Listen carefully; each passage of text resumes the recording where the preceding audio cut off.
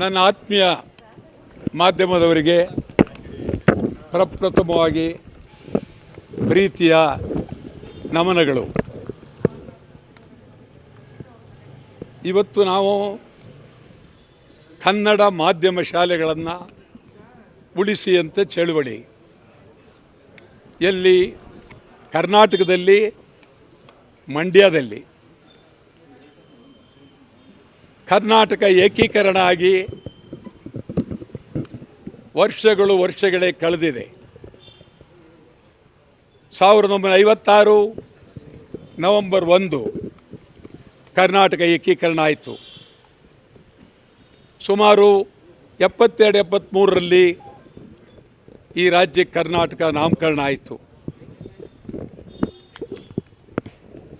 ಎಲ್ಲಾದರೂ ಇರು, ಎಂತಾದರೂ ಇರು, ಎಂದೆಂದಿಗೂ ನೀ ಕನ್ನಡವಾಗಿರು. ರಾಷ್ಟ್ರಕವಿ ಕುವೆಂಪು ಸುಮಾರು 45 ಕಿಲೋಮೀಟರ್ ದೂರದ ಮೈಸೂರಿನಲ್ಲೇ ಇಡೀ ಜೀವನವನ್ನೇ ಕಳೆದರು. ಕನ್ನಡದ ಶಕ್ತಿ ಕೆ.ವಿ. ಶಂಕರೇಗೌಡರು. ಮಂಡ್ಯ ಅಂತ ಹೇಳಿದ್ರೆ ಕನ್ನಡ, ಮಂಡ್ಯ ಕನ್ನಡದ ಅಭಿಮಾನ, ಕನ್ನಡದ ಶಕ್ತಿ, ಕನ್ನಡದ ಗೌರವ ಮಂಡ್ಯ. ಶಂಕರೇಗೌಡರು ರಾಜಕಾರಣಿ, ಕಲಾವಿದ ಎಲ್ಲವೂ ಆಗಿದ್ದರು. ಕರ್ಣನ ಪಾತ್ರ ಮಾಡ್ತಾಯಿದ್ರು. ಭಾಳ ಅದ್ಭುತವಾದಂಥ ವ್ಯಕ್ತಿ. ನನ್ನ ಬಗ್ಗೆ ಭಾಳ ಗೌರವ. ಮಾದೇಗೌಡರು, ಶಿವಲಿಂಗಯ್ಯ, ಅನೇಕ ಜನ ನನ್ನ ಸ್ನೇಹಿತರುಗಳು, ನನಗಿಂತ ಹಿರಿಯರು ಮಂಡ್ಯದಲ್ಲಿ ತಮ್ಮದೇ ಆದಂಥ ಸ್ಥಾನವನ್ನು ಗಳಿಸಿದ್ದಾರೆ. ಮಂಡ್ಯದ ಬೆಳವಣಿಗೆಗೆ ನಿಂತಿದ್ದಾರೆ. ಒಂದು ರೀತಿ ಮಂಡ್ಯ ಕನ್ನಡದ ನಗರ. ಕರ್ನಾಟಕದಲ್ಲಿ ಕನ್ನಡಕ್ಕೆ ಗೌರವ, ಕನ್ನಡಕ್ಕೆ ಶಕ್ತಿ ತರ್ತಕ್ಕಂಥದ್ದು ಮಂಡ್ಯ. ನಾವು 12ನೇ ತಾರೀಕು ಕನ್ನಡ ಮಾಧ್ಯಮ ಶಾಲೆಗಳಿಗೆ ಅನುದಾನ ಕೊಡಬೇಕು. ಕನ್ನಡ ಮಾಧ್ಯಮ ಶಾಲೆಗಳ ಆರಂಭಕ್ಕೆ ಸರಳೀಕರಣ ಮಾಡಬೇಕು. ಕನ್ನಡ ಮಾಧ್ಯಮ ಶಾಲೆಗಳಿಗೆ ಸುಮಾರು 30 ವರ್ಷದ ಮೇಲಾಯಿತು ಅನುದಾನ ಕೊಟ್ಟು. ಕನ್ನಡ ಮಾಧ್ಯಮ ಶಾಲೆಗಳು ಭಿಕ್ಷುಕರಿಂತಲೂ ಕಡಿಮೆ ಆಗಿದ್ದಾರೆ. ಯಾವ ರಾಜ್ಯದಲ್ಲಿ? ಕನ್ನಡ ರಾಜ್ಯದಲ್ಲಿ. ಕನ್ನಡ ರಾಜ್ಯ, ಕರ್ನಾಟಕ ಸರ್ಕಾರ ಈ ರೀತಿ ಕನ್ನಡ ಶಾಲೆಗಳಿಗೆ ಮಾಡಬಾರ್ದು. ಸುಮಾರು 3,900 ಕೋಟಿ ರೂಪಾಯಿ ಈಗ ಆಯವ್ಯಯದಲ್ಲಿ ಇಂಗ್ಲೀಷ್ ಶಾಲೆಗಳಿಗೆ ಹಣವನ್ನು ಒದಗಿಸಿದ್ದಾರೆ. ಸುಮಾರು 800 ಪಬ್ಲಿಕ್ ಶಾಲೆಗಳನ್ನು ತೆಗಿತಾರೆ. ಒಂದು ಕನ್ನಡ ಮಾಧ್ಯಮ ಶಾಲೆಯನ್ನು ತೆಗಿತಾ ಇಲ್ಲ. ಒಬ್ಬ ಶಾಸಕರಿಗೆ ಕನ್ನಡ ಮಾಧ್ಯಮದ ಬಗ್ಗೆ ಗೌರವ ಇಲ್ಲ, ಮಾನ್ಯತೆ ಇಲ್ಲ. ಒಬ್ಬ MP ಗಳಿಗೆ ಗೌರವ ಇಲ್ಲ, ಸರ್ಕಾರಕ್ಕೆ ಗೌರವ ಇಲ್ಲ. ಸಿದ್ದರಾಮಯ್ಯನವರು ಈ ಬಗ್ಗೆ ತೀವ್ರವಾಗಿ ಗಮನ ತೆಗೆದುಕೊಳ್ಬೇಕು. ಶಾಸನಸಭೆ ಮುಗಿಯೋದ್ರೊಳಗಾಗಿ ಕನ್ನಡ ಮಾಧ್ಯಮ ಶಾಲೆಗಳ ಸಮಸ್ಯೆಗಳನ್ನು ಬಗೆಹರಿಸಬೇಕು. ಕನ್ನಡ ಮಾಧ್ಯಮ ಶಾಲೆಗಳ ಅನುದಾನ ಕೊಡಲೇಬೇಕು.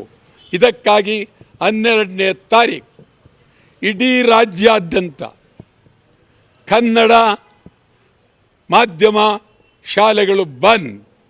ಇಡೀ ರಾಜ್ಯಾದ್ಯಂತ 12ನೇ ತಾರೀಕು ಬೆಳಗ್ಗೆ 10:30ಯಿಂದ ಸಂಜೆ 6:00ವರೆಗೆ ಇಡೀ ರಾಜ್ಯಾದ್ಯಂತ, ಬೀದರ್ನಿಂದ ಚಾಮರಾಜನಗರದವರೆಗೆ, ಮಂಗಳೂರಿನಿಂದ ಕೋಲಾರದವರೆಗೆ ಎಲ್ಲ ಕಡೆ ಸಂಪೂರ್ಣ ಬಂದ್. ಆವತ್ತಿನ ದಿನ ಬೆಂಗಳೂರಿಗಿಂತ ನಾವು ಮಂಡ್ಯದಲ್ಲಿ ಚಳುವಳಿ ಮಾಡಬೇಕು ಅಂತ ಮಾಡಿದ್ದೇವೆ. ಇದುವರೆಗೂ ಬೆಂಗಳೂರಲ್ಲಿ ಮಾಡ್ತಾಯಿದ್ದು. ಈ ಸಾರಿ ವಿಶೇಷವಾಗಿ ಈ ಗಂಡು ಮೆಟ್ಟಿದ ಕನ್ನಡದ ಭೂಮಿಯಲ್ಲಿ ನಾವು ರಾಷ್ಟ್ರೀಯ ಹೆದ್ದಾರಿಯನ್ನು ಬಂದ್ ಮಾಡುವ ಮೂಲಕ ಆ ದೊಡ್ಡ ವೃತ್ತದಲ್ಲಿ ಸುಮಾರು ಸಾವಿರಾರು ಜನ ಸೇರಿ ಕನ್ನಡ ಮಾಧ್ಯಮ ಶಾಲೆಗಳಿಗೆ ಬೆಂಬಲ ಕೊಡಬೇಕು ಅಂತೇಳಿ ಕನ್ನಡ ಒಟ್ಟಾಳ ಪಕ್ಷ 12ನೇ ತಾರೀಕು ಬೆಳಗ್ಗೆ 11 ಗಂಟೆಗೆ ಇಲ್ಲಿ ಸತ್ಯಾಗ್ರಹವನ್ನು ಆರಂಭ ಮಾಡ್ತೇವೆ. ಇಲ್ಲವೇ ಇಲ್ಲ, ಅವರು ಗೊತ್ತೇ ಇಲ್ಲ. ಈ ಜನಪ್ರತಿನಿಧಿಗಳು ಅಂತ ಯಾರನ್ನು ಕರಿತೀರೋ ಗೊತ್ತಿಲ್ಲ. ಆ MLAಗಳಿಗೆ ಶಾಸನಸಭೆ ಅಂದರೆ ಗೌರವ ಇಲ್ಲ, ಶಾಸನಸಭೆಯಲ್ಲಿ ಏನು ಮಾತಾಡಬೇಕು ಅಂತ ಗೌರವ ಇಲ್ಲ. ಕನ್ನಡದ ಬಗ್ಗೆ ಒಬ್ಬರಿಗಾದರೂ ಇವತ್ತು ಆಯವ್ಯಯ ಮಂಡನೆ ಆದ ಮೇಲೆ ಸಿದ್ದರಾಮಯ್ಯನವ್ರಿಗೆ ಕೇಳಬೇಕಾಯಿತು, ಎಲ್ಲಿ ನೀವು ಹಣ ಕೊಟ್ಟಿದ್ದೀರಿ ಅಂತ.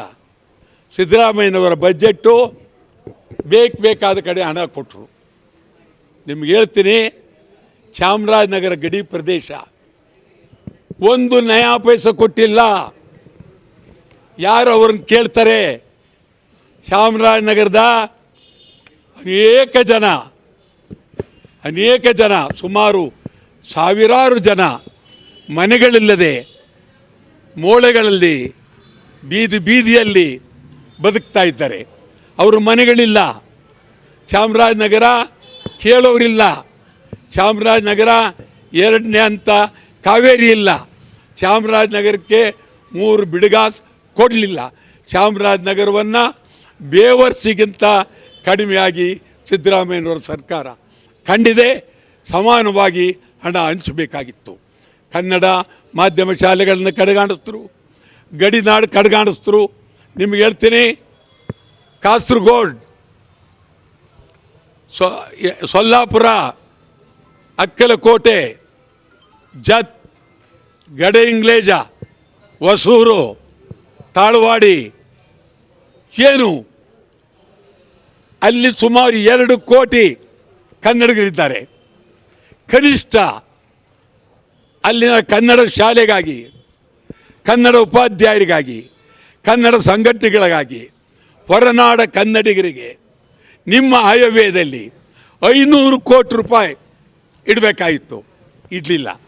ಹೊರನಾಡ ಕನ್ನಡಿಗರನ್ನು ಕೇಳೋರಿಲ್ಲ.